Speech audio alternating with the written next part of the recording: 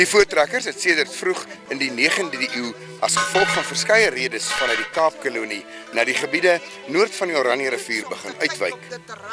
Na baie jare van relatief onafhanklike lewenswyse ver buite die kasteelse mure van beskerming en 'n beskermde beskawing, het voortdurende konflik met die nuwe Britse regering aan die Kaap, asook jarelange konflik met die Hottentotte, maar veral die Xhosas aan die oosgrens, die boere van hierdie landelike gebiede genoop om 'n nuwe vrye en totaal onafhanklike heenkome te gaan vind. Die hoofkarakter, Rudolf Dreyer, is 'n versinnebeelding van die destydse geharde, gelowige voortrekker-pionier wat die binneland van Suid-Afrika met perd, ossewa, voorlaaier en Bybel binne getrek het, op soek na 'n nuwe vrye vaderland, weg van gevaar en onderdrukking. Sy pragtige vrou, Hendrina, staan hom by in al die take op die ver afgeleë grensplaas. Die egpaar het aanvanklik 5 kinders gehad: Vanus, Bux, Elsie wat nog tans 13, Nella en klein Thomas tans 8. Hulle moes egter die 2 oudste seuns, Vanus op 16 en Bux op 18, asook Nella op 10 aan die dood afstaan, sedert 25 Desember 1834. Oom Elie en tant Poppie Joubert, jarelange bywoners op grensplaas, vergesel Rudolf se trek. Meester Abraham Roos is die pronkerige Kaapse skoolmeester, wat ook saam met die Dreyers trek en die kinders onderrig. 2 grootse karakters trek ook sedert Bloukrans se moord saam met Rudolf en sy gesin, Daniel Besuidnout en Elisabeth de Beer. Beide Daniel en Elisabeth het al hulle geliefdes in die verskriklike nag van 16 Februarie 1838 te Bloukrans verloor en het selfs nouliks aan die dood ontkom. Kort voor Bloedrivier is Daniel en Elisabeth stil getroud. Met Rudolf en Daniels terugkeer van die strafkommando is Rudolf se 3 broers, Helgaard, Tobias en Sybrand, asook Hendrina se ouers, Hermanus en Annie Stein ook in die laar, waar hulle gespanne wag op nuus van die kommando. Die verhaal begin waar Rudolf Dreyer en Daniel Besuidnout terugkeer van Zululand, nadat die strafkommando die Zulus van Dingaan by Bloedrivier verpletterend verslaan het.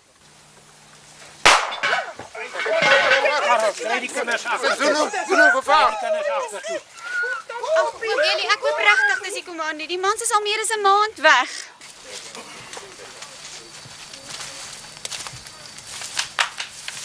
Daar kom Daniel hulle.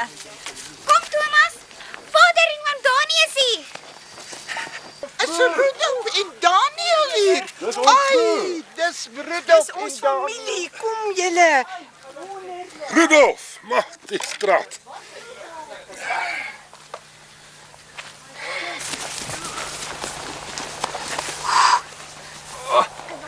So Thomas. My man, ek dink jy is weg. Ek sien jou nooit weer nie. My liefste vrou, ek is so bly julle is veilig en ons is terug. Dit was net 'n God se genade. Dis 'n ver pad wat ons gegaan het. Baie ver. Dis appelkoos hierdie. Ja, dis appelkoos. Ek het daar diep in Zululand gekry. Sy het nog vader se saal op. En ons het die Zulus wat hulle gery het weggemaak en toe vat ons haar. Sissie vat vir appelkoos, lei hom bietjie koud. Gaan dit daarom goed? Nou môre. Ja, nee, dit gaan goed. Bly om jou ook te sien. Ja, mooi. Ja, herstel van alles. Ja. Al die steek en goed vir jou gesond. Ja, nee wat. Dis mooi. Dag, nee, Rudolf. Oom Elie. Zulus het julle tot binne in Port Natal gejaag. Omtrent oom Elie, omtrent. Maar ons het hulle op hulle dae gegee, oom. Meester heuglik verseker. Ja, nee, Vader, Rudolf Houseën. Ons is dankbaar dat julle Bloedrivier oorleef het. Ons is dankbaar dat die goeie Heer julle gedra het. Fantasties. Julle veilig terug is hier by ons. Vader, dis net die Here se genade gewees. Ek dink nie iemand sal ooit besef wat dit is om dit so laag te wees nie. Behalwe julle, want julle was by Vegkop. Ons is dankbaar vir ons. Dit was die Here se genade is ongelooflik. Ons is so bly om terug te wees. Dankie Vader. Dankie moeder. Pragtig om julle te sien. Baie dankie. Ai my kind. Alles goed hier by julle? Alles reg. Alles reg. Ons het mooi gekyk. Dag broer Rudolf, ek dog ons sien jou nooit weer nie. Broer, ons het ver gedraai. Heeglike Ons het dag. ook gedink ons gaan julle nooit weer sien. Welkom Baie terug. dankie. Baie dankie. Niggie, môre, hoe gaan dit? Sit in jou Rudolf. Pragtig. Is goed om julle te sien. Dag, Tant broer. Poppie. Ja, nee. Lekker om jou ook weer Waar's Job? Ek is Moes bly julle nie om al jou vir- te sien. Dankie. Moes julle nie al vir Job slag om te eet nie. Nee, nog daar. Daar's 'n koffietjie. Dankie Niggie. Baie dankie. sy Daniel. Baie dankie. Smaaklik. Ja. Nou maar toe. Laat ons maar so 'n bietjie. Baie goed vashou. Kom broer, kom sit wat ons. My vrou, ek is so bly om jou te sien. Dis ongelooflik geweest om weer die slag te kom en te weet ons kom terug na julle toe. Vader, ongelooflik hoor. Vriende, ons is hier by mekaar dat ons net 'n gebed doen vir ons Vader, dat hierdie manne van ons teruggekom het, dat hulle die slag oorleef het. Ons kan nie anders nie as om vir die Here dankie te sê. Kom ons bid net. Ons grote Vader, hierbo in die uitspansel, Here, baie dankie dat U hierdie manne, hierdie seuns van ons teruggebring het vandag. Baie dankie dat hulle Bloedrivier oorleef het, dat U die slag in hulle hand gegee het, U wat die leier van Israel is, wat ook ons volk lei, Here. Baie dankie, net soos wat U ons bewaar het in vegkop in die verlede, het hulle hierdie manne bewaar en na ons toe teruggebring. Ons dank U daarvoor. Amen. Dankie Vader. Dankie Vader. Dankie Vader. Hier is hy ou veldskoentjies. Dit was nog net so in sy voete. Ai, toch. En dan hierdie aardige goed. Hierdie was om sy enkels gebind. En hierdie was om sy hande gewees. Dis hoe die Zulus hulle vasgemaak het en so gedra het na die koppie toe. Mens kry net opnuut weer 'n beklemming. Ja, Vader, dit is so. Dit is so. Ons het die dag na Kersfees het ons gery en ons het tot by Dingaans kraal gegaan en toe is die kraal afgebrand. Ons het Pieter Retief en sy manne se lyke gekry op Moordkoppie. Die meeste van die lyke het nog hulle klere aangehad. Hulle was almal vasgebind met osrieme. En skrikwekkend. Hulle het pale binne in hulle lywe gehad wat hulle gedra is. Van die kraal af waar hulle oorweldig is deur 3000 Zulus. Hulle op pale van onderaf ingesteek tot bo na die borskast en hulle gedra tot daar en toe almal met klippe doodgeslaan. So ons het hulle so gekry en kommandant Pretorius het gesê ons maar verwyder wat ons wil. En ek het die goedjies het ek by Vader Helgaard gekry, nog net so.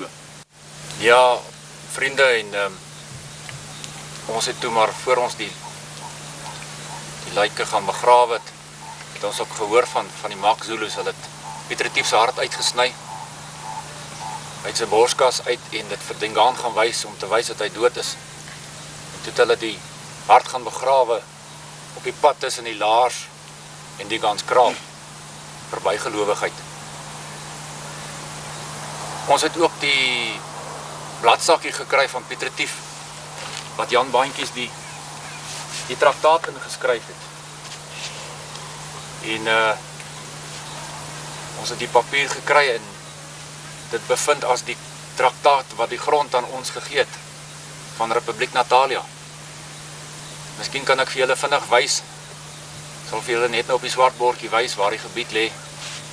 Dis tussen die Tugela en die Umzimbovubo rivier teen die kus. As die noord- en suidgrens en dan die oos- en wesgrens is die see en die Drakensberge. Dis 'n massiewe gebied wat vir ons gegee is, vir ons volk, wat ons kan bewoon. Ons het dit eers onderhandel en toe hulle dit terugneem het ons dit verwerf. Waar is die traktaat nou?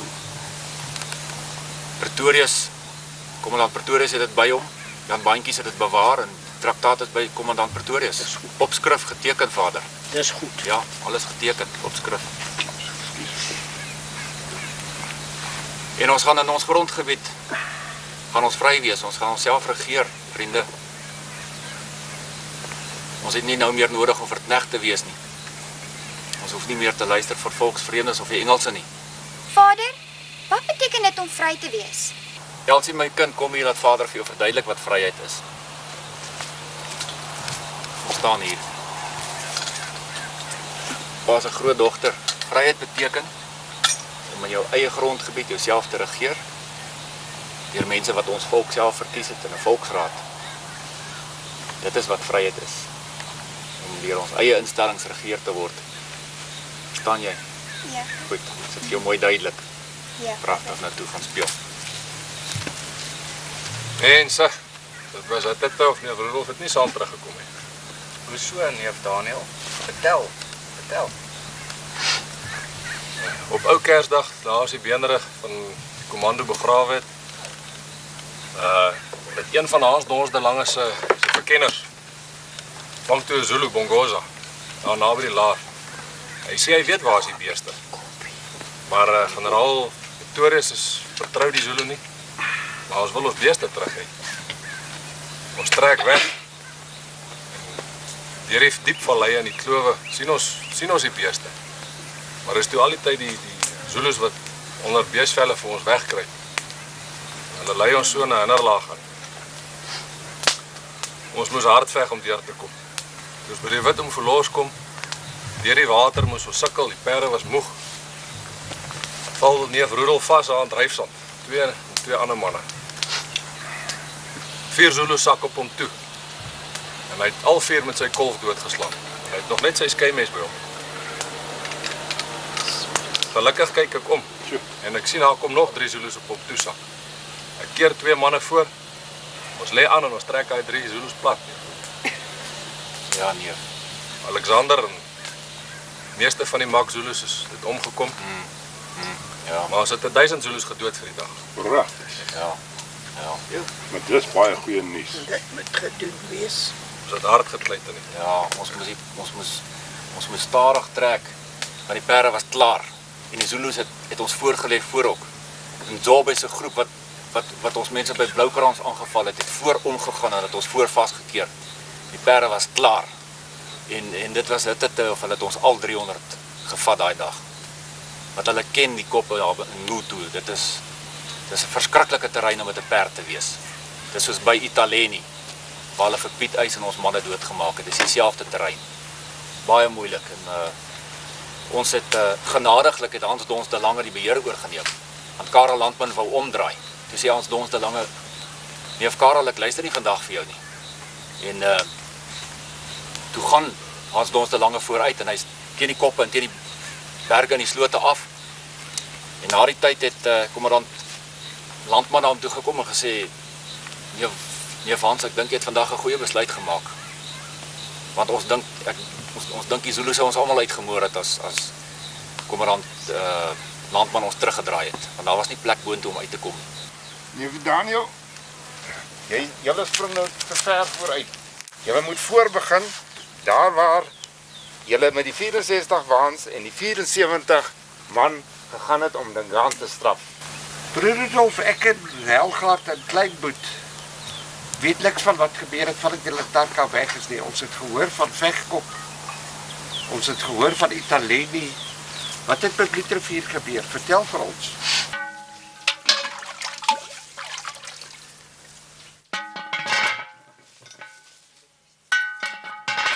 Die kos is gaar en ons gaan nou eet. Neef Tobias en neef Rudolf is seker baie honger. Want Poppie, regte kos sal nou baie lekker wees.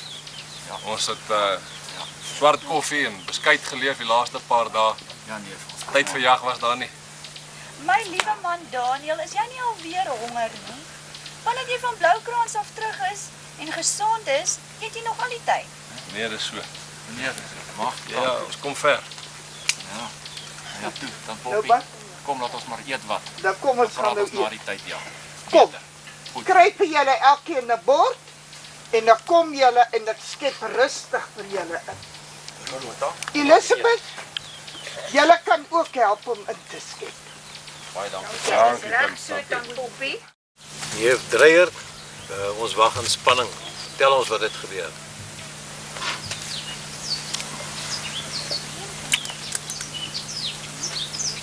Desember 1834. Toe kom die Khoisas oor die grens. 20.000. So 3 dae voor Kersfees. Toe kom ou April, toe kom sê hy die perde is gesteel. Die oomblik as die perde gesteel was dit moeilikheid. Khoisas het altyd eers die perde gesteel.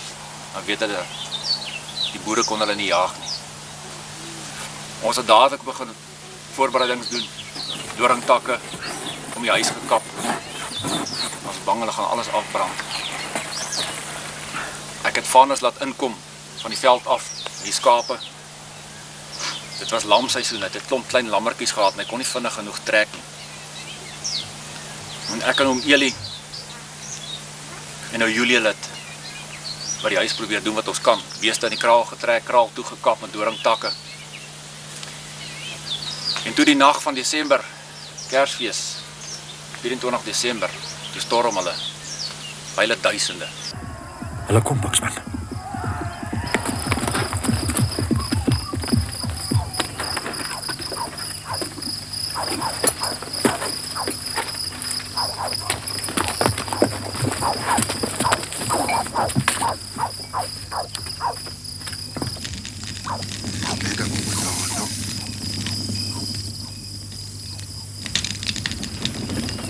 Sien op iets. Nie maar ons naby.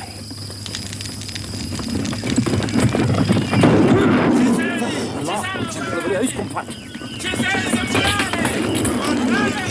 Hier kom nou op.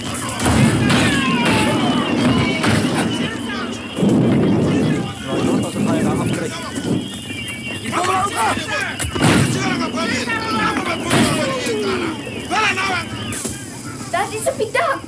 Sulke satans. Sorge. Vanaand is ek vir jou op nog kwijt.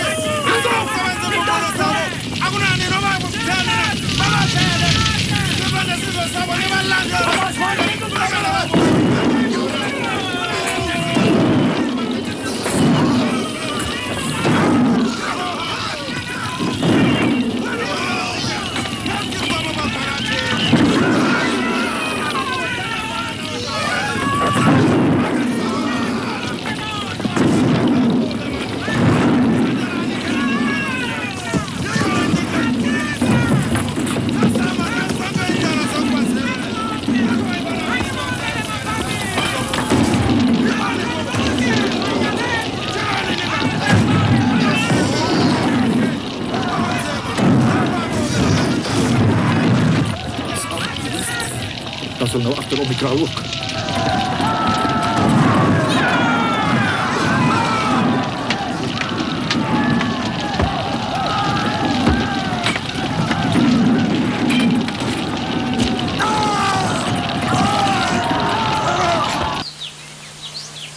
Hulle het brand as 'n gaai tussen die beeste ingegooi. Op 'n stadium toe breek die beeste uit die kraal uit. En hulle hardloop oor hierdie hordes Xhosas wat ons aan die jaag was. En gelukkig gee dit toe ons toe kans om uit te kom. Hulle het die plek afgebrand, dat niks oorgebly nie. Hulle het my oes afgebrand, my beeste, my skaap, alles. Ek het die volgende oggend uitgegaan en ek het Vanus in die veld gekry. 4 Xhosas om hom het hy doodgeskiet en 2 met die snaphaan doodgeslaan.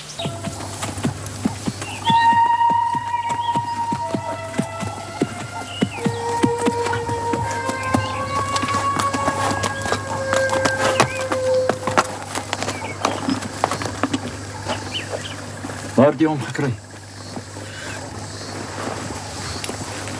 Dan kan ek knap by die vouwe. En Downster het probeer takraal saam vir die vaarlanders. Vanus. Liewe ou Vanus. Maar die seun was vermink. Dit is my eerste kind wat ek verloor het. Ek en vader Helgaard het hom maar begrawe daar in die Populierbos. Daar naby Konaprivier. Ons het toe maar verder getrek van Jan Greiling se werf af. Die Xhosas was net te veel. En ons op Veldkort net Ben Viljoen se plaas het ons groot klomp trekkers gekry. En ons het 'n laar gemaak en die Xhosas kon ons terughou. Hierdie inval was die grootste Xhosa inval, groter selfs as die inval van 19.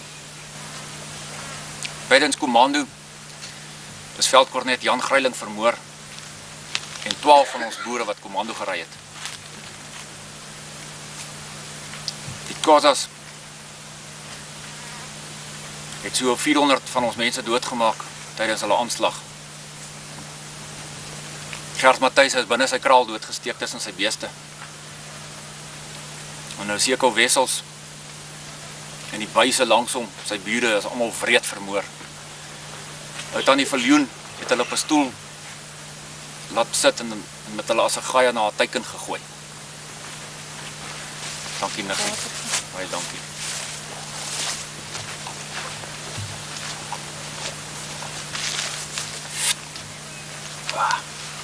Die meeste van die mense wat vermoor is, maar wreed verkrag en oopgesny. En selfs baie kinders is ook vermoor in die slag van in die veldtog. En die wat ons onsself daar op die koppie verdedig het.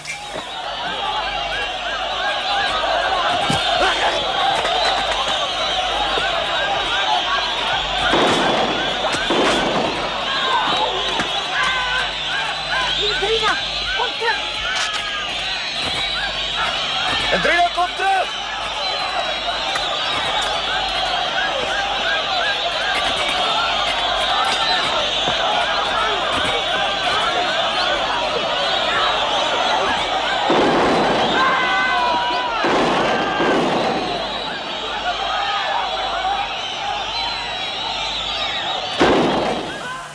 Khoisas vir Buks hier bo die been gegooi.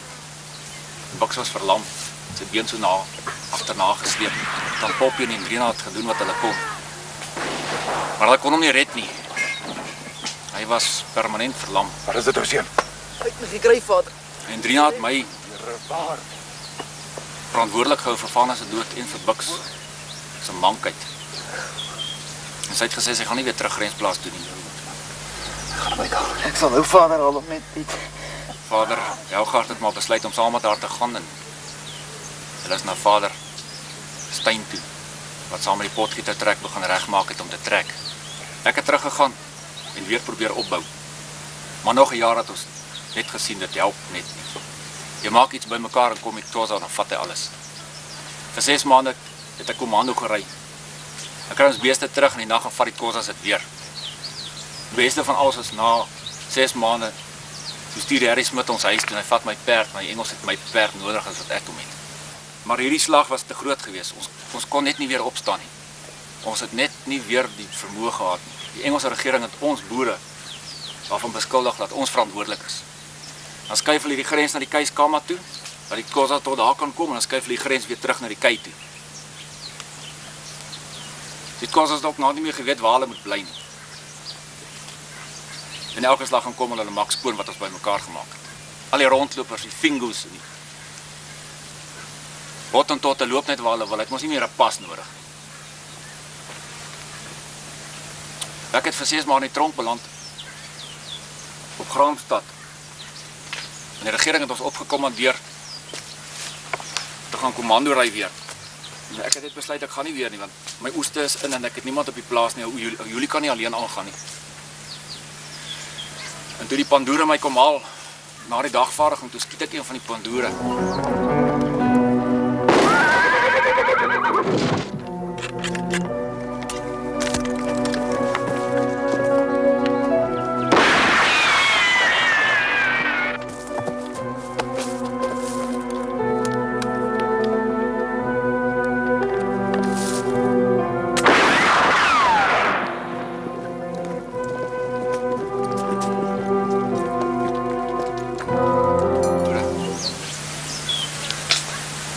Daar die Engelse afvaardiging gekom.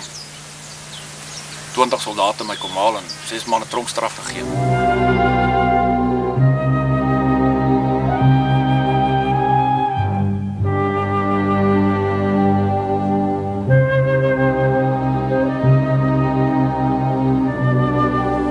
Op een van die veilings waar ons beeste moes gaan terugkoop wat ons gaan terugkry het. Het ek een van die ouens geslat wat my bees gekoop het. Want ek ken mos my beeste. Kom moet ek my bees terugkoop. So ek kom klaar gaan terugkry by Khoisas. Nou moet ek hom weer terugkoop by die Engelse regering. My beeste. Ek weet mos hoe lyk elkeen. Ek ken elkeen se naam.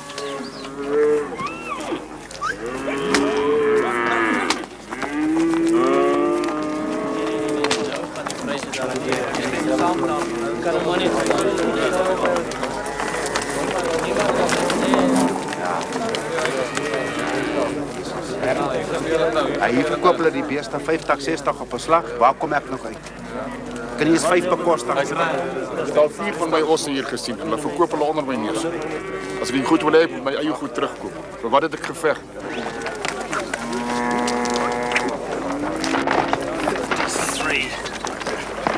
53 in this batch, sir! Now, gentlemen, in this lot, 53 beasts. Who'll start me off? 40 pounds. 40 pounds I have. Any advance? 42 pounds. 42 pounds I have. Dis mos rommel. Maar dit is ons rommel vader. Koop hom. 45 pounds 50 pond beek. 55. 60. 60 pond. 60 pounds. 60 pounds I have. Any advance on 60? Hierdie trok sê jy nie kry nie. Jy het by ons gesteel, Konrad Boer. 65. 65 pounds. As die son skyn, sê jy hom ook nie kry nie. 70.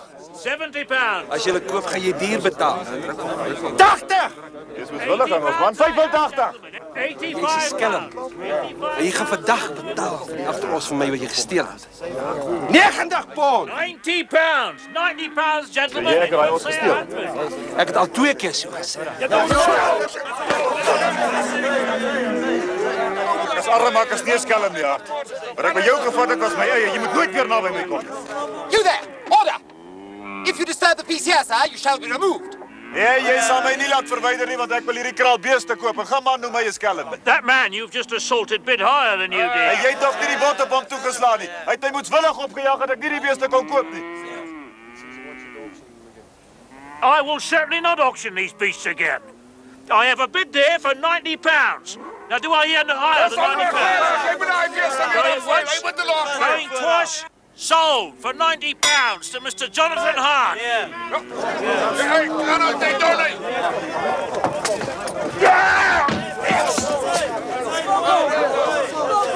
Dutch barbarian. I'm gonna teach you a lesson you'll never forget. Dank vir jou swart nie. Kom jy nog 'n tree nader, dan druk ek jou gordel te jou klein windgat aan 'n I'll cut you up in pieces, you scum. Janne is leeg, was ek vir jou vat, breek ek jou. Los Thomas my beklei. Ons jou nie, jy soek jou ondergang, man. Ek het 'n arend gevat eendag en ons het 'n leeu gaan skiet. En ons het die luitenant sy leeuvel laat kry. Dis sy vrou in Engeland. Waar is die wyfies nou? Binne is agter die boom soos gekwes. Waar is die mannetjie? Hy sou rivier se kant toe, maar hy het 'n doodskot weg. Kom. Wat was hier?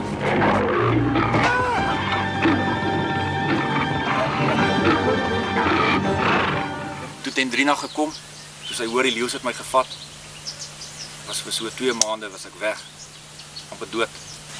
Die geldskieters het gekom en het my geld geleen op die plaas en eintlik op die slawe.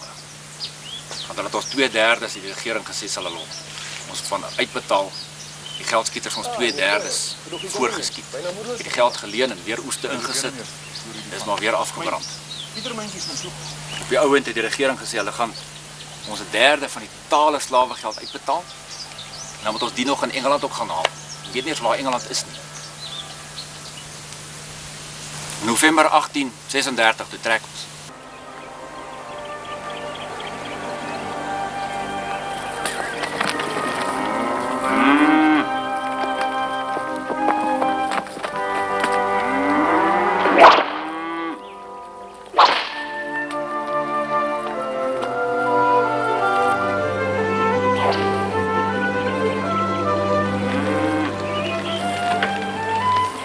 Maar hierdie môreskof gaan lank wees.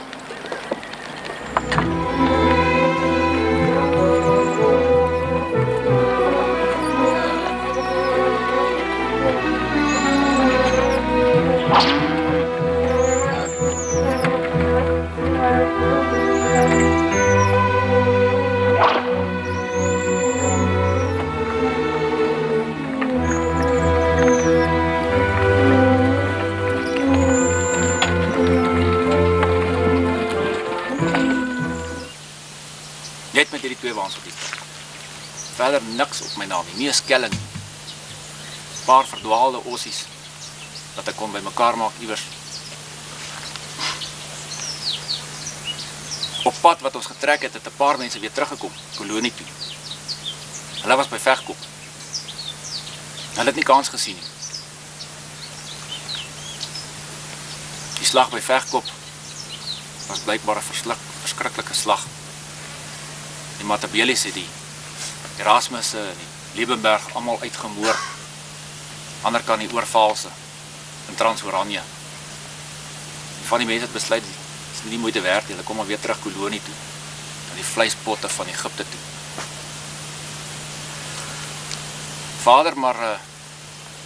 Vader en moeder was met ons by Vegkop gewees, saam met vader Helgaard. Ek dink vader moet dalk vir ons vertel wat daar gebeur het. Moeder, wil julle nie plan maak nie? Vertel vir ons 'n bietjie. Ons was nou self nie by Vegkop nie. Vertel vir ons wat gebeur het. Rudolf, my seun, ja. Julle wil nou ook weet wat vooraf gebeur het. Omtrent middel Oktober 1836 het ons daar by Doringkop die Matabelis afgeslaan in 'n groot veldslag. Ons was aangeval deur seker 'n stuk of 6000 van die Matabelis onder aanvoering van hulle swart generaal Kalipi by naam, een van Moslikatsi, Silkat, soos ons sê, se generaals. Ek sal dit nooit vergeet nie. Ons het gelukkig genoeg tyd gehad met ongeveer 36 waans om 'n laar te trek en met doringtakke toe te slaan en ons kon betyds 'n klomp lopers skiet, laat almal genoeg lopers het, die kruit was verdeel, alles was reg.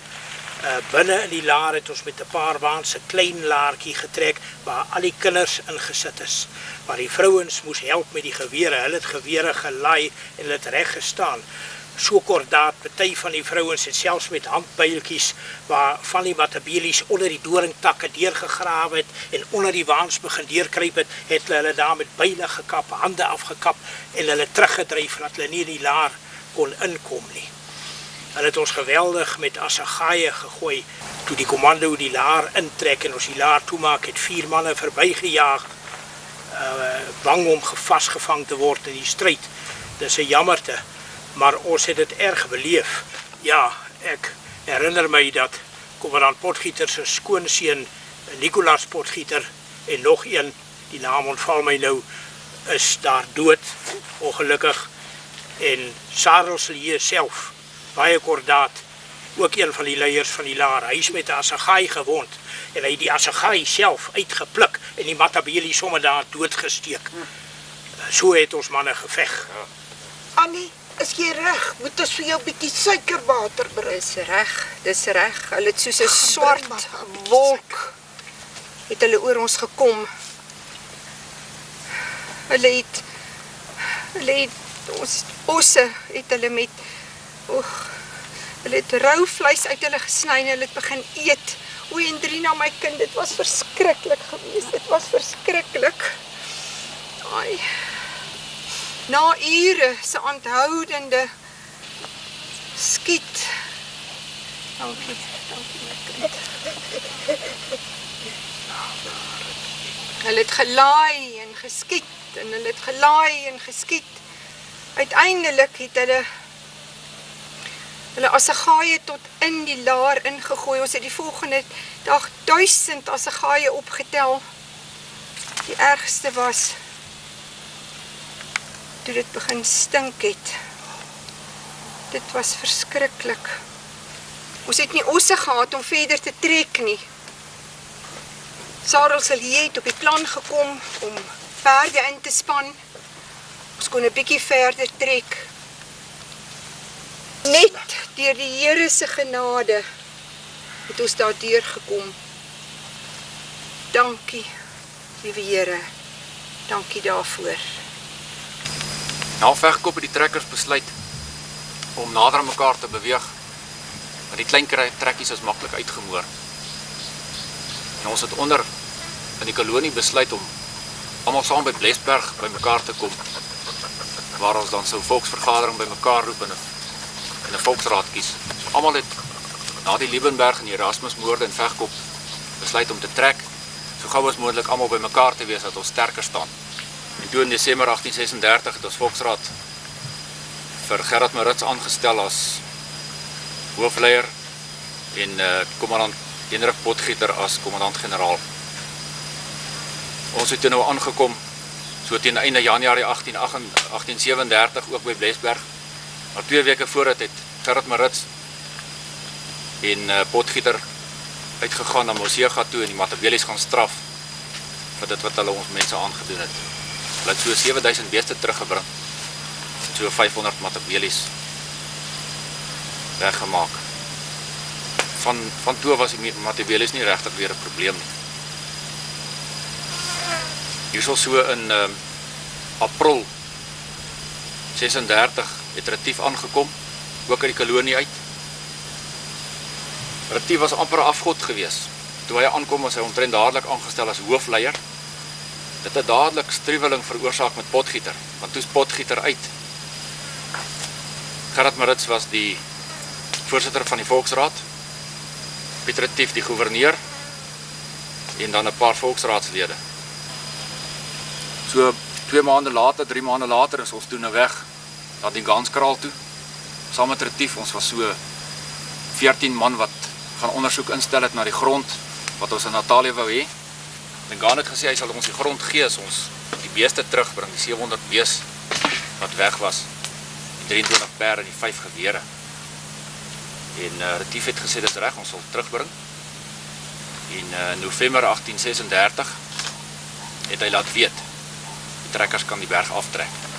Op daardie stadium het ek dink Piet Retief die grootste fout van sy lewe gemaak. Hy het vir die trekkers gesê om maar af te trek met die berg. Maar dan onder die berg te wag tot ons die grond finaal het. Maar soos jy nou 'n klomp van ons ou volkie se mense ken, en luister die mense mos nou normaalweg net vir hulle self. Toe ons na die berg oor is, het 'n klomp manne begin die nuwe land invaar, want hulle was bang hulle kry nie die beste plase nie. Veral die Liebenbergs natuurlik altyd weer vooraan, hulle nie van Rensburgs. So ver as moontlik getrek en die beste gronde gaan uitsoek teen die riviere. En Gerard Maritz het gewaarsku, maar hulle wou nie hoor nie. En ons het gewaarsku en ons het mense gaan haal en teruggebring laer toe, maar elke slag dan sien jy maar dan trek hulle weer. In Januarie 1838 was ons reg om die beeste terug te vat. En Piet Retief het gesê hy wil 'n kommando van 200 manne saamvat. En Maritz wou niks weet. Maritz het die Zulus nie vertrou. Op die ouend het daar net 67 man as vrywilligers saamgegaan. Piet Retief self en sy seun was by. Ek self het hy gevra dat ek maar by die laar bly, want ek was reeds 2 keer daar. Maar vader Helgaard, die dreier se naam moes hoog hou. En hy het saamgegaan. Dis waar die ou goedjies vandaan kom wat ek julle net nou gewys het. Soos julle weet is die hele kommando uitgemoor nadat Dingaan die teken gegee het deur omtrent 3000 Zulus.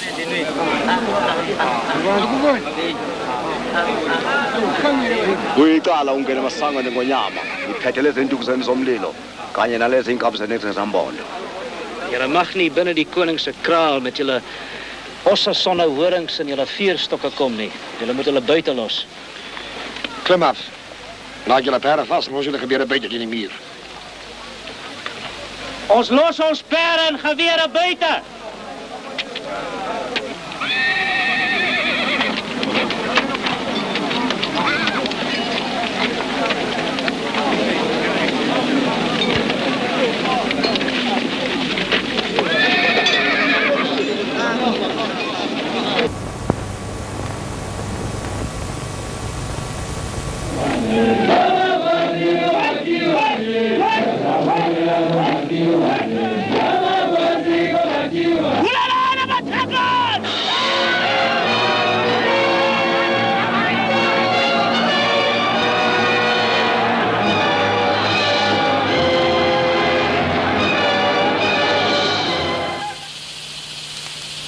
Hulle is nie toegelaat om hulle snapbane binne in die kraal in te vat.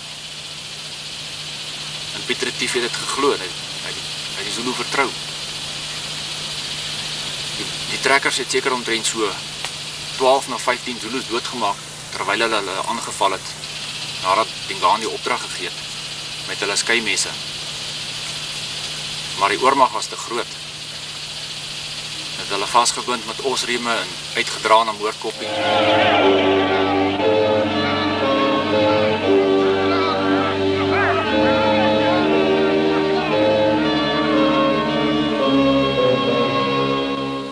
Dis waar hulle verhoor is, soos ek vroeër vir julle vertel het.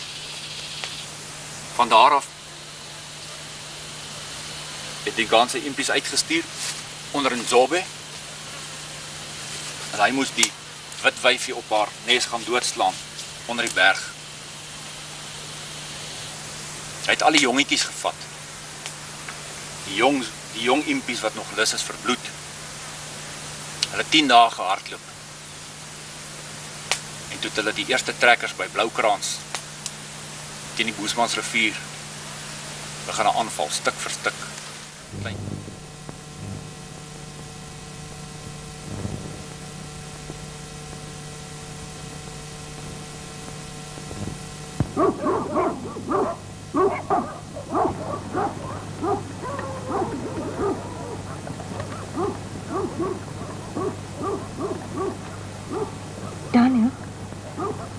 Daniel?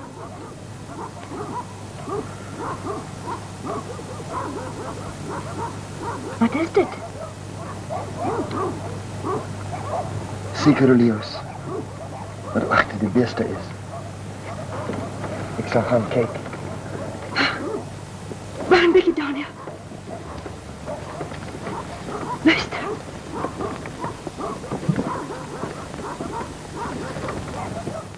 Die koffer. My God. Ek kan nie. Ek is te swak. Beloof jy sal hom red. Daniel, beloof dat jy ons kindjie sal red. Marie.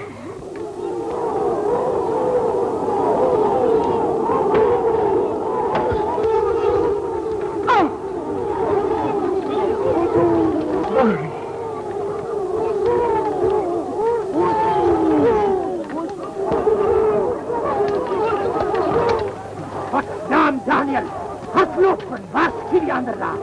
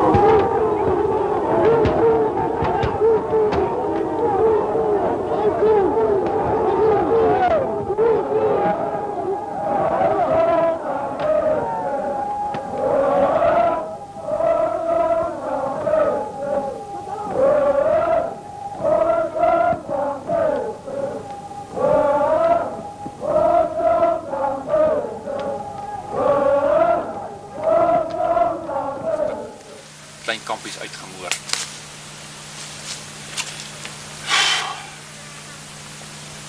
Hulle het die klein babetjies aan die voetjies gevat en teen die wawiele pap geslaan. Hulle het van die jonger kinders in die lug opgegooi en as 'n gaaie gevang, vrouens oopgesny, mans se geslagsdele verwyder. Dit was chaos. Oral waar ons gekom het was uitgebrande waans. En met 'n paar van die waans het ons so 10, 12, 15 kinderlykies bo op mekaar gekry. Van die kinders wat onder in die hoopies lyke was, het versmoor. Hulle het nie eens 'n steekwond gehad. Ek het 'n ou kleintjie daar onder in 'n wakkes uitgehaal. Klein Katarina Prinsloo. Sy het 17 jaar se gaaisteke gehad. So het ons vir Rani van 'n Werwe ook uitgehaal in 'n wa baie swaar gewond. En ook hierdie ou skepseltjie. Sy het 26 steke gehad. Haar man is vermoor. En Daniel se vrou is vermoor. Neef Daniel se vrou het 2 dae voor die tyd 'n klein babatjie gehad, so sy kon nie beweeg nie. Maar neef Daniel het gehardloop deur die bosse na elke klein kampie toe die trekkers gewaarsku. Ek het neef Daniel gekry. Op pad terug na my laar toe het ek neef Daniel gekry, op die perd gelaai. Maar hy was so swaar gewond, ek moes hom vasbind, anders wil hy van die saal afval. Ou Bixie is deur die Zulus oorval. Hy kon nie wegkom met sy mank been nie. Hulle het hom doodgemaak. Hy was op pad na Naomi toe. Naomi sy pa was een van die voorlopers wat vooruitgetrek het. En hulle is in hulle kampie doodgemaak. Sy na 2 boeties ook. Oopgesny, verkrag. Ons het Bix probeer keer, maar toe hy hoor die aanvalle kom, het hy gejaag en hulle het hom toe nou net iewers oorval. Ek het hom die volgende dag daar gekry. Maar begrawe, ons het ingegaan en almal begrawe soos wat ons kan. En in die proses, toe kry ons vir Elisabeth in 'n boom. Die trekkers het daar, kommando daar gesien, waar sy in die boom ingeklim het. Sy het in 'n mik gelê. Miskien moet jy gou vir die mense vertel wat gebeur het, Elisabeth. Goed oom Rudolf. Ek het my ou 9 maande babietjie gegryp en ek het onder 'n wa ingekruip. En die Zulus het ons begin steek met assegaaie, so deur die speke van die wiele het hulle ons bly steek. Tot hulle naderhand gedink het ons is dood. Toe hulle weg is, het ek uitgeklim. Ek moes my ou babietjie daar los, want hy was al reeds dood gewees. Ek het gekom tot by Bloukraan se rivier, daar het ek in 'n boom ingeklim. Maar die Zulus het my weer gesien, my agterna gesit, en van onder die boom het hulle my weer met die assegaaie begine steek. Daar was 'n Zulu wat saam met my in die boom geklim het, en my hare getrek het en my die boom uit wou ruk, maar gelukkig het ek in 'n boom vasgehaak. En tot my redding het hulle die kommando se skote gehoor en toe gevlug. Ja, nou Elisabeth en neef Daniel was van die swaarstes gewond. En ons het hulle ingeneem en hulle versorg. Tant Poppie en Hendrina het weke by hulle gesit, nagte deur om die koors te breek. En hulle het hulle op die ou en deur gekry. Ons het toe by Doringkop en by Modderlaar het ons groot laars gemaak en die meeste van die trekkers het toe daar ingetrek. Van die mense wat by Bloukraans vermoor is, was 11 vrouens wie se mans by Ngongondlovo vermoor is. En 37 kinders wie se paas ook by Dingarandskraal vermoor is. In totaal 100 mans en vrouens, 200 kinders. Omtrent so 250 bedienis wat dood is die nag. Dus soos wat die Zulus gevorder het, is daar al hoe meer en meer weerstand gebied en naderhand kon ons daar 'n kommandootjie by mekaar kry en hulle uitdryf, maar hulle het weer duisende beeste gevat. So het ons van die mense gekry wat deur die bosse gehardloop het, omtrent nie klere aan hulle lywe nie. Die doringtak het hulle stikkend gekrap, hulle het net so reguit deur die bosse gehardloop, weg van hierdie duisende Zulus af. Gerard Maritz het toe nou in raas besluit om strafkommando teen die Zulus in te stel en hy het Potgieter laat kom, 'n Piet Eys van Boorieberg. Hulle het binne 2 weke opgedaag. En in April van daardie jaar, 6 April het ons vertrek. 300 man, net 'n perdekommando met handperde, geen waans nie. Swaar gelaai. Maar Potgieter en Eys het onderling beklei en nie een wou die ander een se leierskap aanvaar. Volksraad het omtrent 2 weke gestoei om 'n kommandant-generaal aan te wys vir die slag. Maar niemand wou bes gee nie. Toe is maar besluit dat Potgieter sy eie mense sou lei en dat Piet Eys sy eie mense sou lei, wat 'n fout was. Potgieter was 'n versigtige man, hy het by Mosega groot welslae behaal. Maar Uys was voortvarend. Uys was soos 'n jong perd wat nie ingebreek is nie. Ek was aan Uys se kommando. Dit het aanvanklik die dag baie goed gegaan. Die Zulus het ons in die koppe 'n nederlaag gelê by Italeni. En Piet Uys het deur al die nouste openinge gegaan. Ons het plek het 300 perde in 'n enkel gelid agter mekaar deurgegaan deur die klowe. En Potgieter wou nie. Maar Piet Uys wou nie hoor nie. Toe die Zulus kom het ons hulle goed ingesout. Maar toe het ons veral Piet Uys en sy kommando se manne begin voortvarend raak. En hulle het losgroepie Zulus begin jaag. Die Zulus het ons afgesny en hulle het hulle horings omgesit en ons oral afgesny.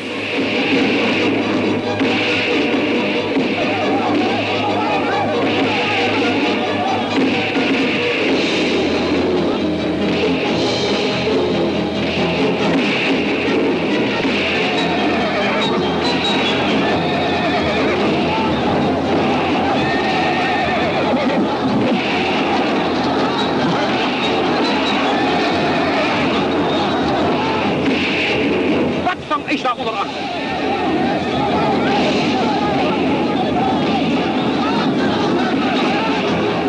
Kerels, ek dink ons moet terug aan die hoofkolom gaan haal. Soos jy weet, het hulle vir Piet Uys en vir Dirkie vermoor die dag. Dag meneer, wat ons afsny!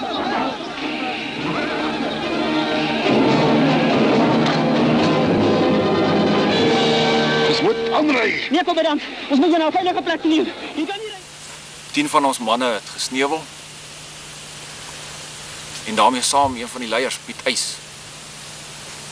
Baie van ons mense het Potgieter as 'n verraaier beskou, vader. Daar was baie slegte gevoelens hier in Potgieter. Die bitterheid is altoos daar. Ja. Maar wat ons nie kon verstaan is dat Potgieter nie kom help het nie. Hy het sy mense onttrek en hy is toe 'n week later is hy met 166 van sy mense weer terug oor die berg. Hy wou toe van Natal verder niks weet. Tussentyd het ons maar laar getrek. Die reën het ons gevang van die laar, die 2 laars waar ons was, die groot hooflaars, die modder so enkel diepte gewees. Onder die waans waar ons geslaap het, ek en Hendrina het ons gereeld moes droë takke en strooi pak om net ons beddens uit die water uit te kry. Brandhout was skaars en die mense was ise grimmig want die veiding was min. Ons kon nie die beeste laat uitgaan nie. En die vuur het altyd gerook. Brandhout was altyd nat. In Mei maand verlede jaar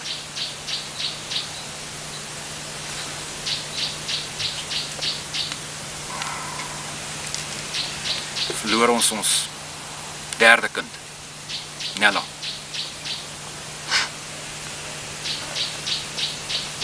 Ek het die nag wag gestaan dat het my kom haal. Sy is in my arms dood. Wat vir my swaar was dat ek my seun se dood kon wreek. Ek kon Zulu skiet, ek kon Xhosa skiet. Maar ek kon my teen niemand wreek vir die dood van klein Nella nie. Dit was vir my swaar. Zwaar. En ons het maar net besluit, ons sal vasstaan. Tussentyd het ons toe van Modderlaar af getrek na 'n volgende laar toe wat ons Gatslaar genoem het. By Gatslaar het die Zulus ons aangeval in Augustus maand. Vir 3 dae aan mekaar het ons beklei soos nog nooit in ons lewens. Vader, soos wat julle by Vegkop vir 6 ure of 8 ure beklei het. So het ons vir 3 dae aan mekaar beklei. Aan mekaar. Maar die kruit het gehou. Die kruit het gehou. Die snaapane het gehou. Genadiglik. Was ons nat? Ons was net 75 man. Gelukkig geen nat kruit nie. Net 75 man. Maar ons kan daarom 'n bietjie voorberei. By Gatslaar wat ons later Veglaar genoem het ons een ding gesien. As jy kanon het, dan kan jy hierdie manne goed insout. En ons het vir ons bomme gemaak, die vrouens het vir ons 'n harde beesvet. Ons potte stukkend geslaan en skakels van die kettinge gevat en ingesit. Sulke ronde balle gemaak met 'n beesvel omgedraai, vasgemaak. Het ons met daai veglaar kanon het ou Gert Rudolf geskiet. En dit het ons gered. Die krag van die goeie voorbereiding, goeie laartrek. Ja. Dis ons redding altyd. Ons het maar doringtakke gekap en toegemaak onder die waans en tussen die waans. Vrouens het met byle en goed bygestaan as daar Zulus deurkom het hulle maar gekap. Kookwater uit aan Poppie. Het hele paar Zulus met kookwater gegooi. En dit het gehelp. Daai ou groot swart pot vol kookwater, beker kookwater. Nee, dit was maar styf. Maar ons het deurgekom. Hulle het weer al ons beeste gevat. Gelukkig is niemand beseer nie. Ons het seker so 4000 beeste weer verloor. Maar die kindertjies het ons in die middel van die laar met 4 tente, 4 waans getrek en hulle tente met harde beesvelle oorgetrek. So die passagaaie nie kon deurgaan nie. Meester het daar met hulle aangegaan en vir hulle bly leer asof niks verkeerd is nie. So het ons aan die einde van Augustus gekom, verlede jaar. September maand het die haal ons geslaan. Selfs perde doodgeslaan. Ou Julius in die veld doodgeslaan, my oud slaaf. Die haal was so kwaai, hy was plek groter as 'n man se vuis. Die tentwaans, se leerbome, die tente, alles is aan flarde geslaan gewees. En toe het ek net besef, hierdie land wil ons nie hê nie. Ek het vir Hendrina gesê, as my waans is, trek ek. Ek het genoeg gehad. Genoeg van die dood en verderf van hierdie land. Genoeg van mense wat vermoor word en ons kan niks doen nie. Volgende dag, toe laat Gerard Marits my roep. Ek het die idees uit hom laat weet. Toe laat hy my roep. Toe vra hy of ek sal as weesheer optree. Ek, Rudolf Dreyer, wat niks eers het nie. Ek het nie 'n skelling op my naam nie. Ander mense moet vir my kos gee. Ek het nie 'n klou op my naam nie. Ek moet weesheer wees vir die 200 wese en weduwees wat by Bloukrans tussen ons was. Daar was van die kindertjies wat in 'n uitgebrande wa gebly het, dan hulle ouers vermoor. Van die vrouens het kaalvoet geloop. En ek en Neef Daniel, hy toe nou 'n bietjie begin beter word na sy wedervarings en ons het begin jag. En Arend en Eli met die velle en die vleis wat ons geskiet het, met die waans kom haal, nou dan Poppie en Hendrina en later Elisabeth ook, het elke dag sop gekook vir die kinders en ons kon daarom een warm ete 'n dag kon ons vir die weduwees en wese gee. En toe die laaste strooi. Die laaste strooi is toe nou in Oktober verlede jaar. Toe sterf Gerard Marits. Ons weet nie eintlik waaraan, jy het gesê Watersig. Hy was 'n paar keer af Port Natal toe om te gaan voorraad haal en ons het 'n idee uit malaria opgetel. Sterf Gerard Marits. Dis toe die 4de leier wat weg is. Piet Retief, Piet Eys, Gerard Marits, Hendrik Potgieter. En ons was leierloos. En ons sit 5000 mense. En 1000 waans onder die berg. Leierloos. Met die Zulus wat ons gereeld aanval. Ons het nie vee nie. En toe besef ek net, man, wie kan in sulke omstandighede glo? Wie kan nou glo dat God bestaan, sulke omstandighede? En ek het net nie meer geglo nie. Ek kon nie meer glo nie. 3 van my 4 kinders was dood. Ek het niks gehad nie. Die laaste leier is ook nog weg.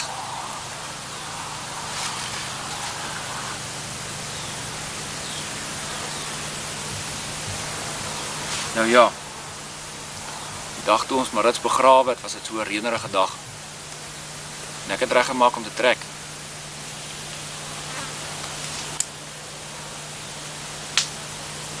Gelukkig was Andries Pretorius op pad van Sneeuberg af. Hulle het hom laat kom om te kom help. En ek het besluit, ek sal Pretorius 'n kans gee. As Pretorius val, trek ek. Want ek gaan nie my vrou en kinders aan verder lyding blootstel.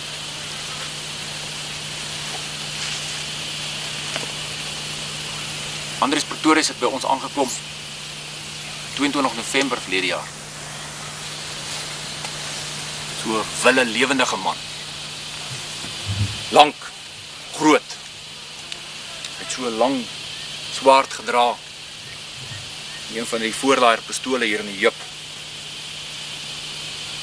Met so 'n mooi pluiskuil soos meester. Die dag toe hy by die laars aankom, toe was almal se kappies gestywe. Die manne het hulle broeke gestryk. Lakens se pakke is uitgehaal. Die baarde is geskeer, die hare is bietjie gesny. En ons het vir hom gesing, laat Heer die seën op die dal.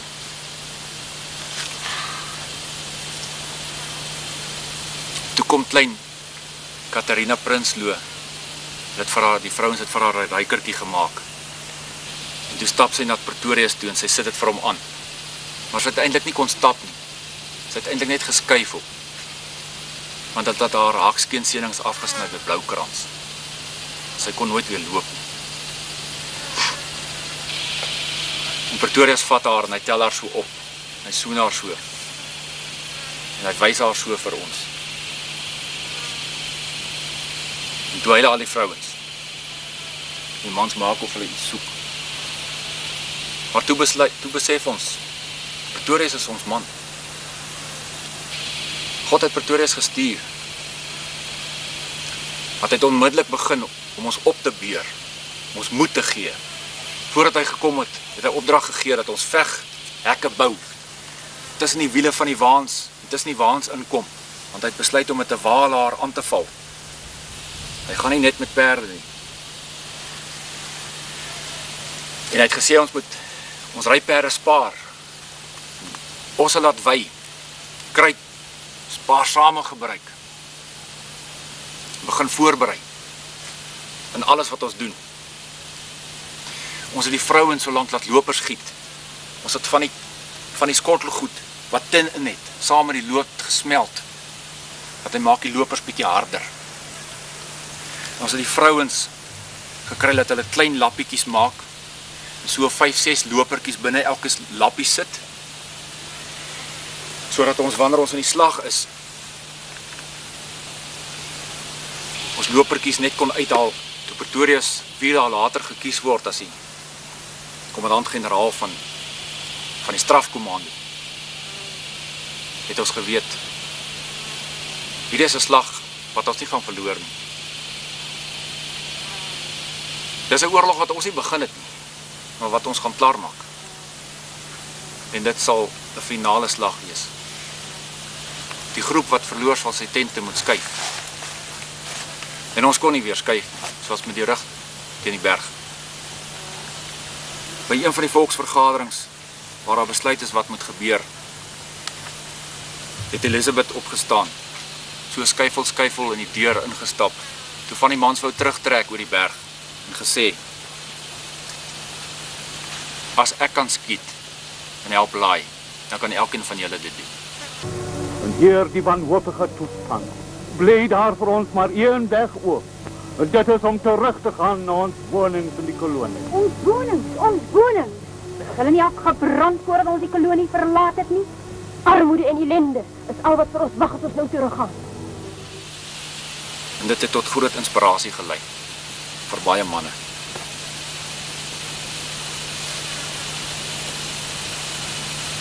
Die krygsraad is aangewys. Pretorius was kommandant-generaal. Karel Landman tweede in bevel.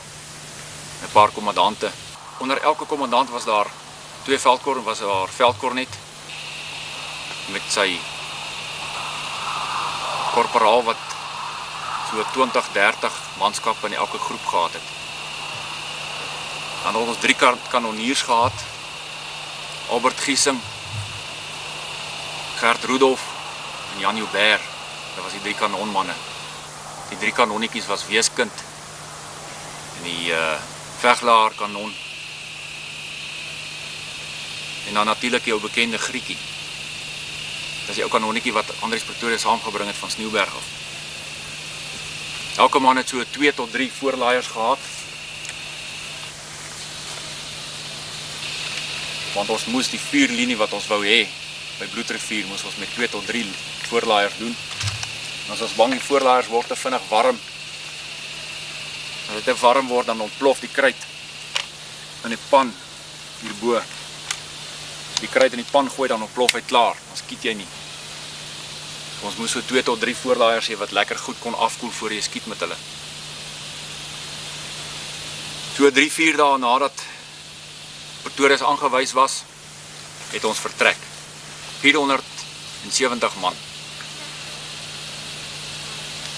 Ons het lyste laat optrek dat net die beste manne, net die beste vegters is gevra om te gaan.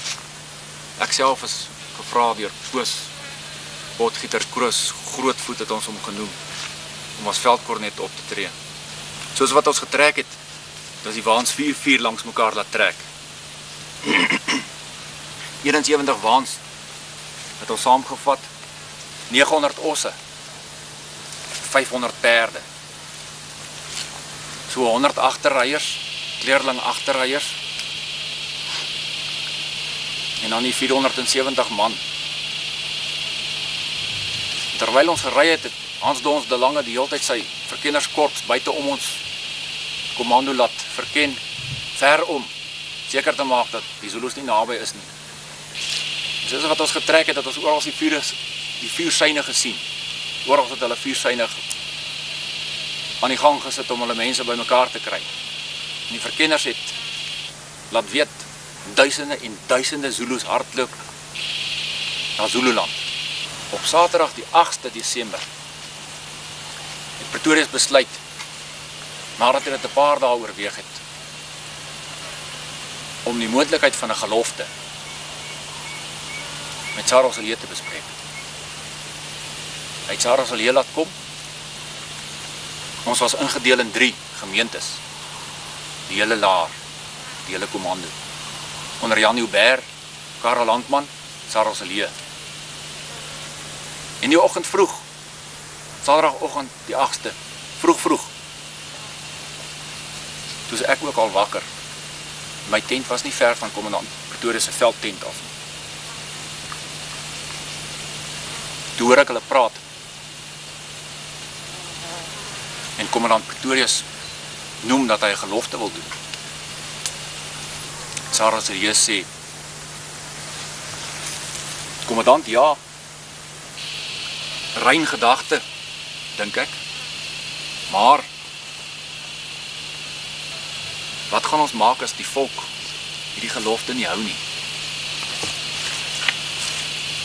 Wie weet hoe nietig ons volk is, ons mense vergeet ook om die gelofte te hou, maar God is ewig, God sal nooit vergeet nie. En kommandant Pretorius het reguit gesê, neef Sarel, dit wat die nageslag doen, is op die nageslag se boek. En toe sê Sarel Silje, ja, kommandant, dit is so. Maar as die nageslag die gelofte nie hou nie, gaan God hulle oorgee aan die barbare teen wie ons nou gaan veg. Pretorius het gesê, dan sal dit seker so wees. Sondag die 9de Desember het al 3 gemeentes by mekaar gekom. Sarah Silje het op 'n kanonwa geklim. Hy het vir ons gelees uit Rigter 6 vers 1 tot 24. Ons het gesing uit Psalm 38. En toe het hy die gelofte voorgelees. Die gelofte wat hy en Pretorius bespreek het, en wat Jan Baantjies neergeskryf het. Vader, ek het die gelofte gaan neerskryf die aand na die slag. Ek het nie die gelofte afgelê nie. Ek kon nie, want ek het geweet dat my saak met God nie reg is nie. En kommandant Pretorius het dit duidelik gemaak dat 'n man wat sy saak nie reg is met God nie die gelofte moet afgelê. Net ek en Frik Nodee het nie die gelofte afgelê. Ek het die aand na die slag die gelofte gaan neerskryf in Sarah Sallee se tent. Die gelofte wat Jan Baantjies neergeskryf het. Vader, ek wil hê u moet dit vir ons voorlees, dat almal dit kan hoor, want dit is 'n bindende kontrak wat ons met God aangegaan het vir hierdie volk. En geen een van hierdie volk kan sê hy is nie deel daarvan. Ek wil dit vir u gee om te lees, sodat almal daarvan kennis neem. Ek wil vir julle so vra, mense, hierdie gelofte wat my oog opval, dui vir my op 'n baie diep plegtige geleentheid. Kom ons kom daar by die waar by mekaar, by ons staat 'n Bybel waar ek hierdie in gaan bewaar. Ons staan daar met ons blote hoofde en dan gaan ek dit vir u voorlees. En ons maak dit ook ons in. Kom ons stap waartoe. Rudolf, my seun, dit is met diepe ootmoed dat ek die gelofte van jou ontvang en met uiterste dankbaarheid dat jy dit vir ons so afgeskryf het van die dokument wat Sarah Sallee gehad het. Jy het vir ons vermeld dat jy nie self die gelofte afgelê het nie, omdat jy het gevoel jou saak is nie met die Here reg nie.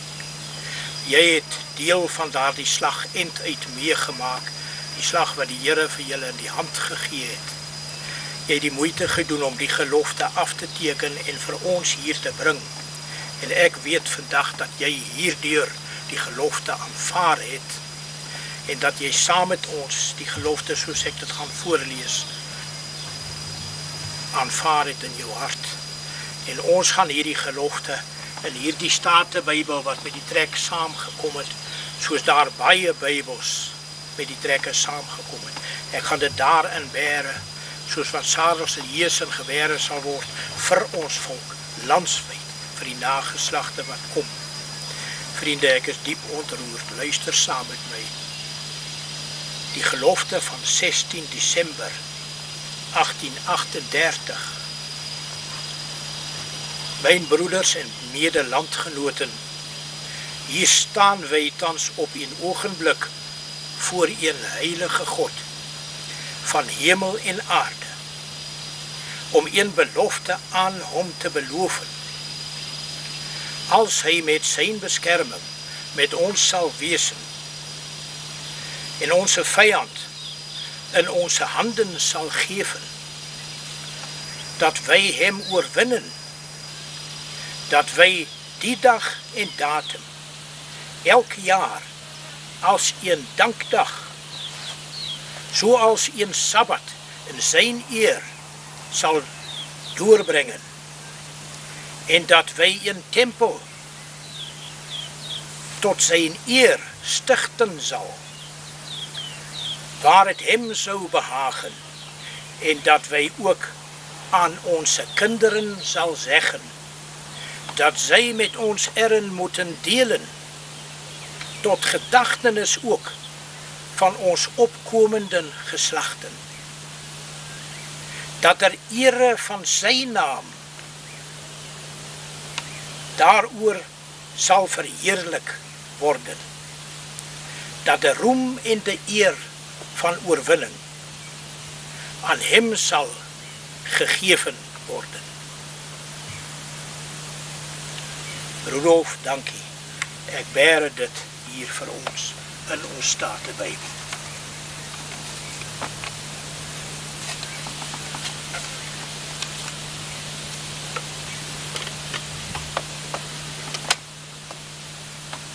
Staan net vir 'n oomblik, stil en oordenk dit.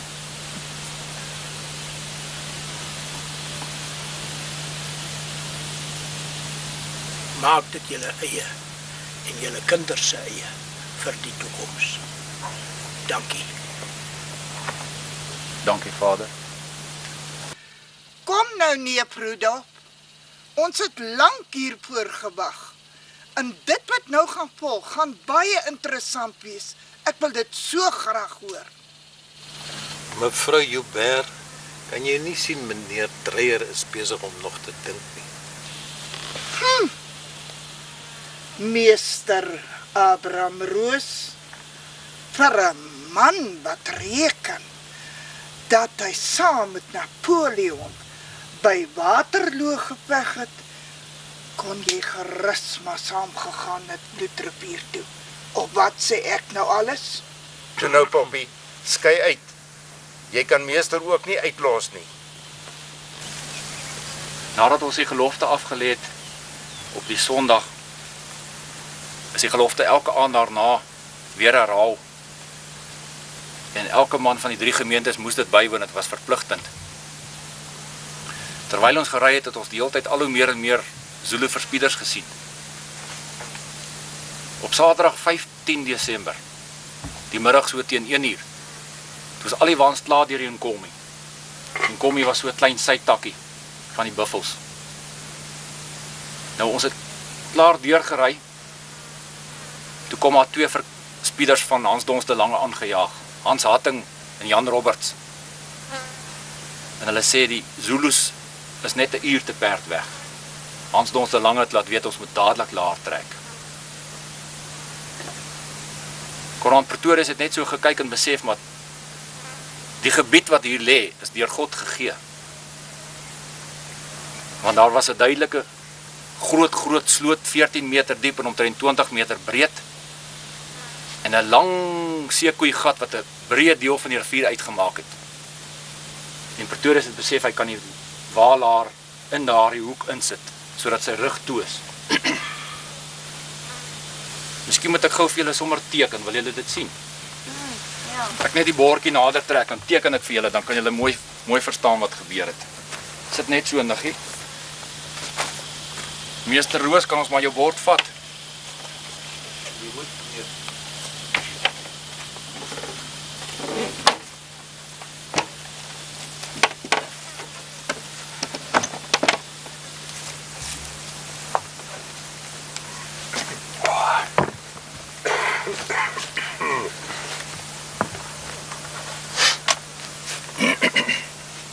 Kan julle almal sien? Ja. Kom Flippie? Ja. Kom ons draai 'n bietjie meer so dan. Klein bietjie so. Almal sien, hè? Ja.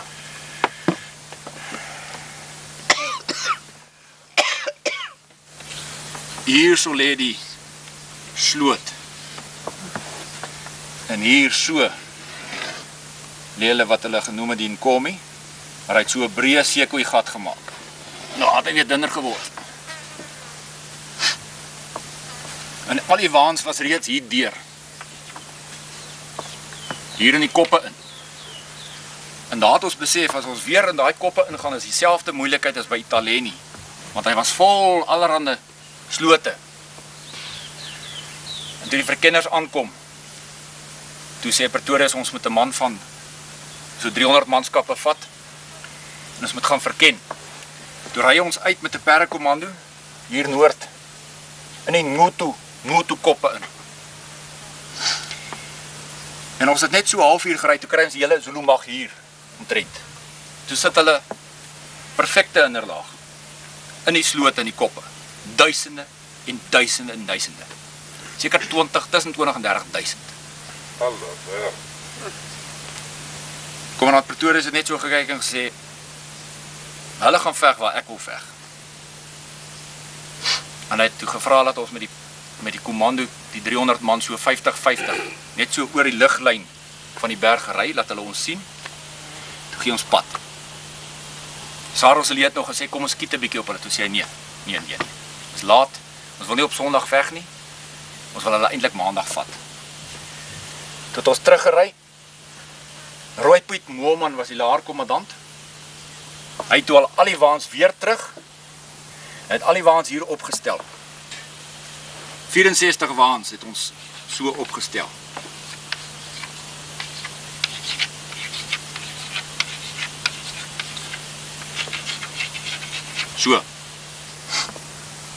Onthou nou, hier is die sloot.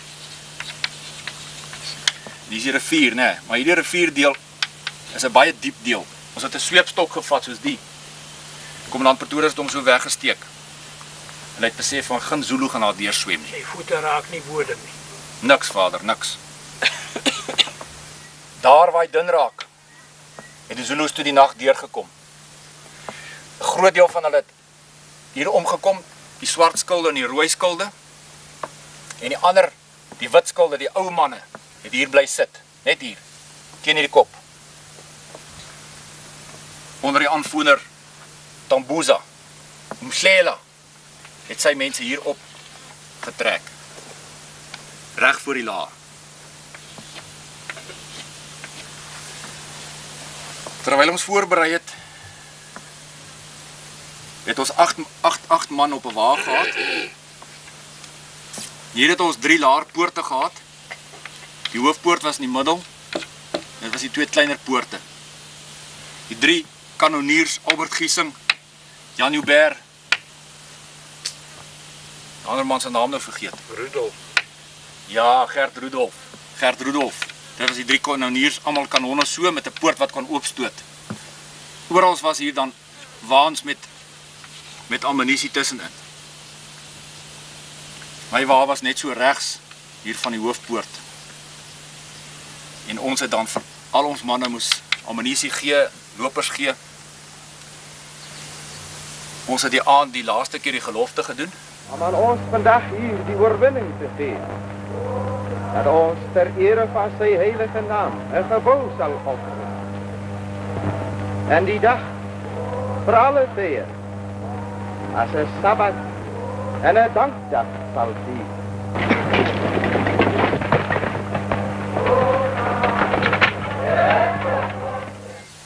En toe het elkeen gaan rustig raak.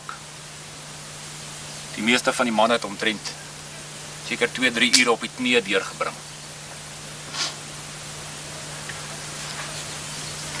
Hierdie laar... Eerste gou, broer Rudolf?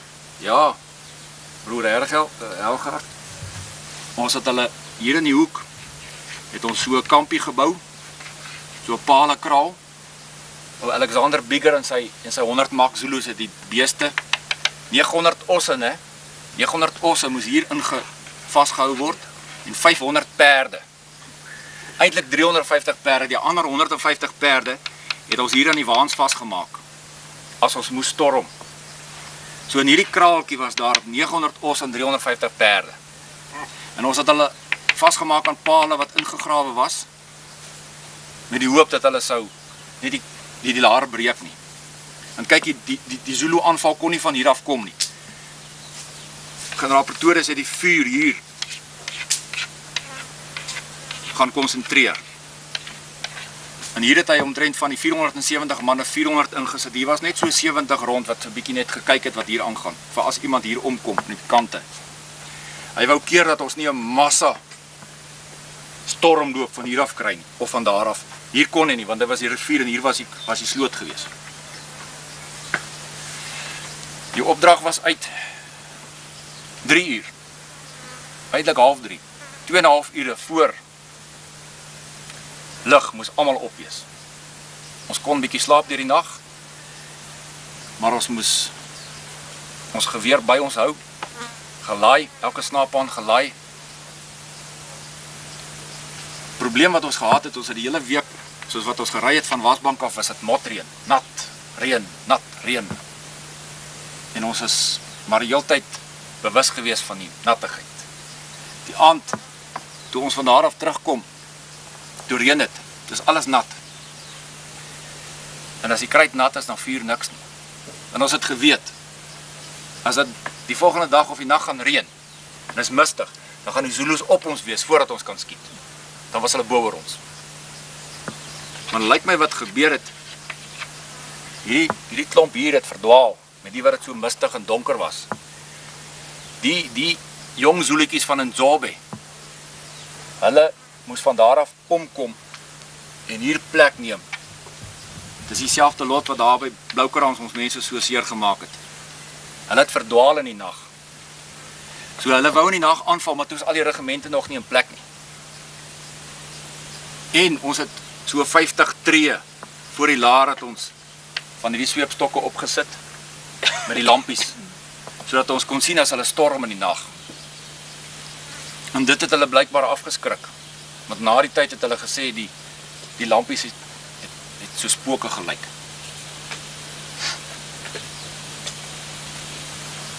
Reg deur die nag het hierdie regimente ingekom.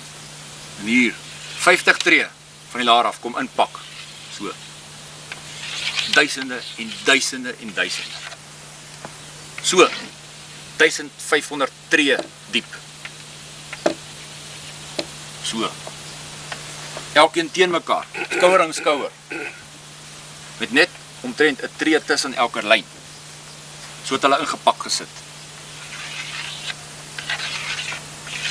Die oggend toe die son opkom, toe sit hulle so. Gereed om aan te val. Op die linkerknie as 'n gaai in die hand.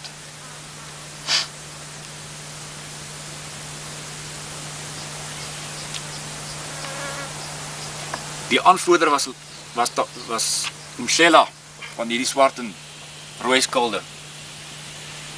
En hy was so op die punt om sy handlanger die opdrag te gee om die waldhoring te blaas. Toe skiet kommandant Pretorius sy 2 skote.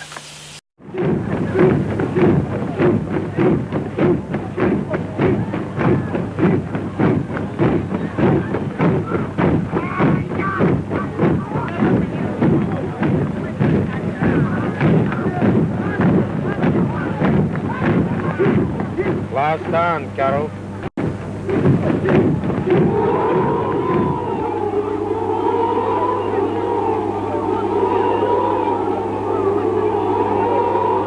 Voy a la clase.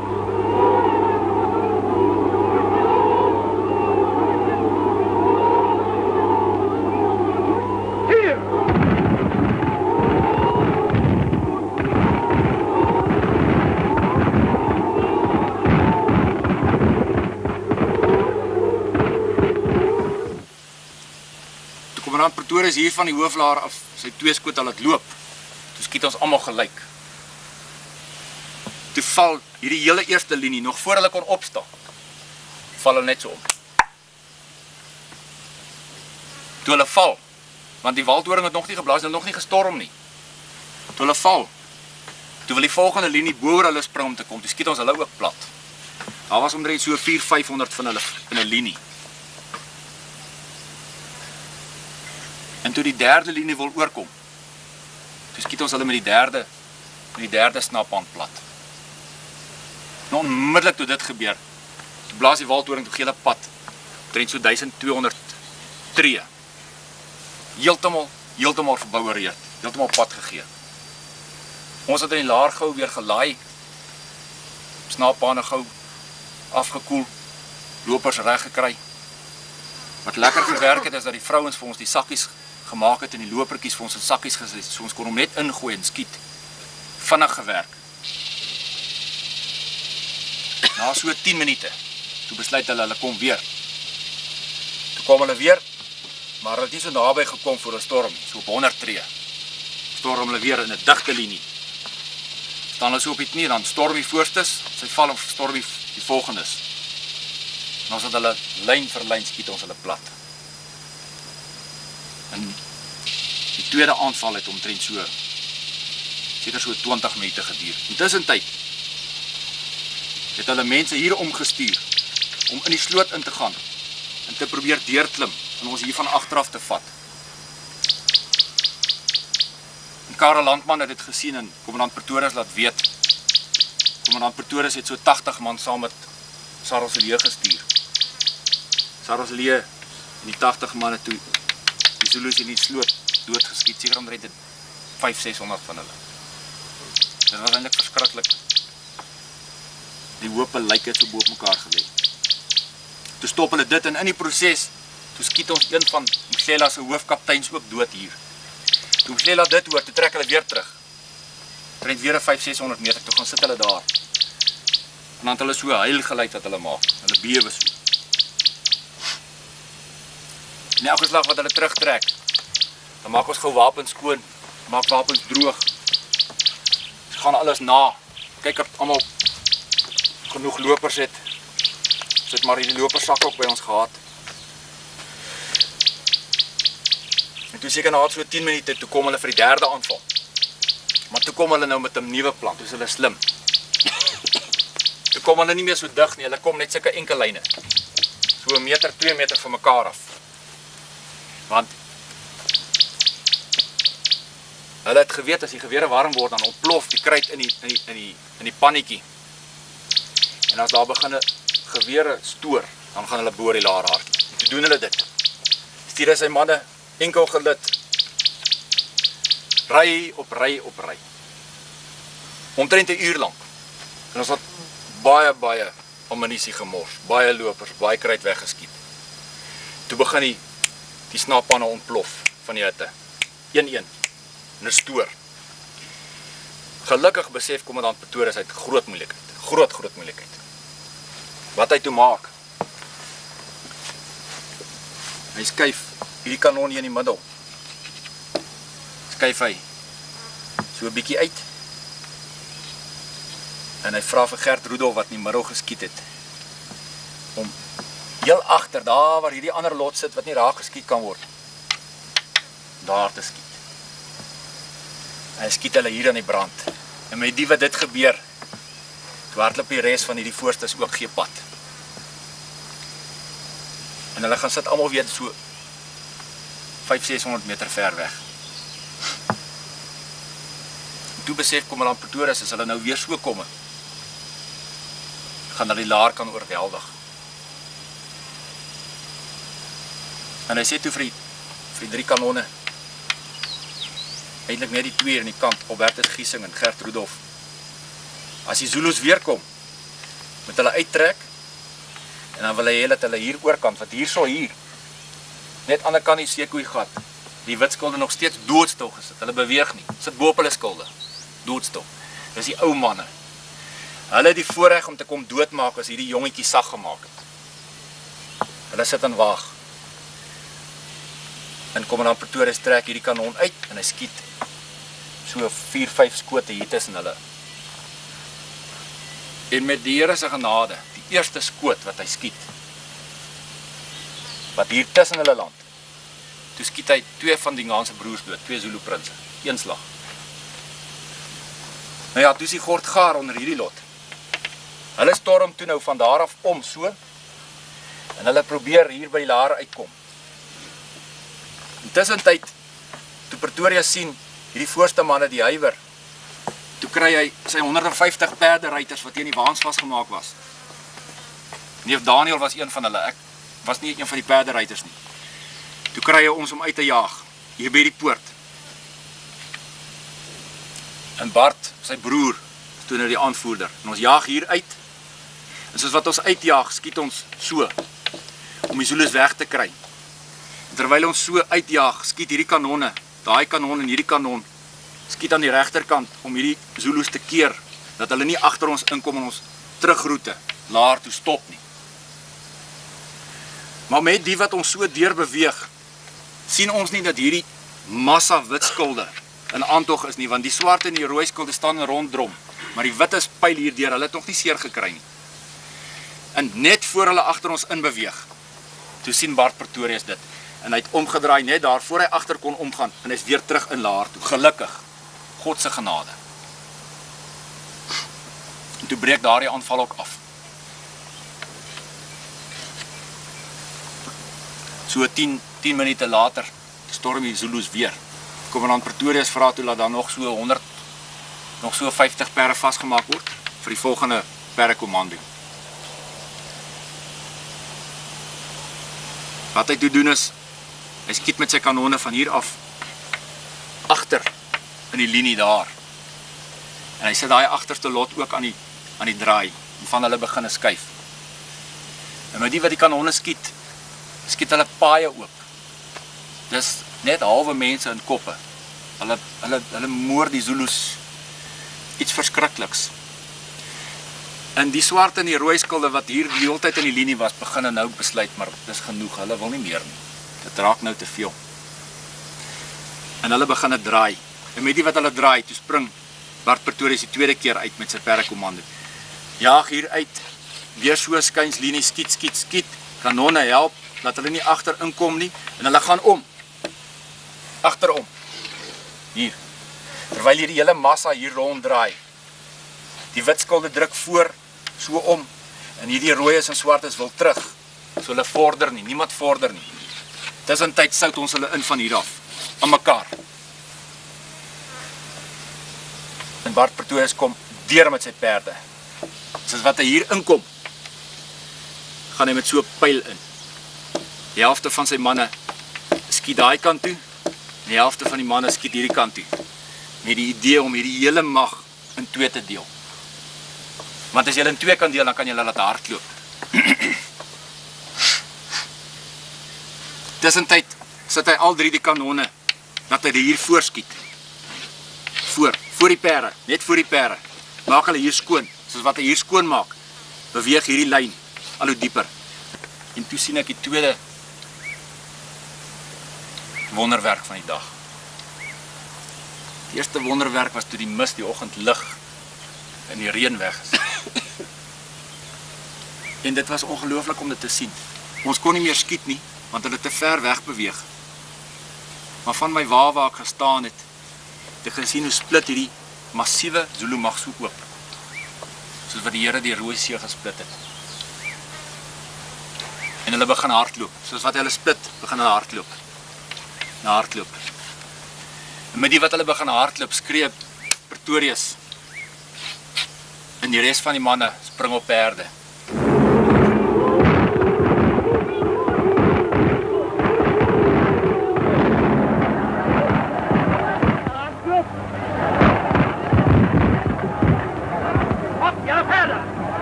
Die hek opgooi.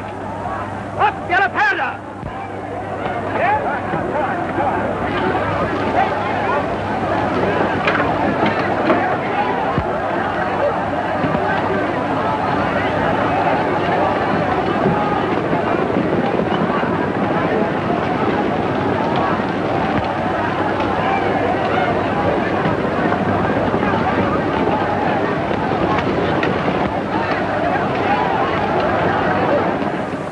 Gooi die poorte oop en hulle begin hulle jaag. Tot omtrent so 3 uur die middag. Dit is alles afgemaak wat ons kon. Vader, ons het hulle ewig aangetas.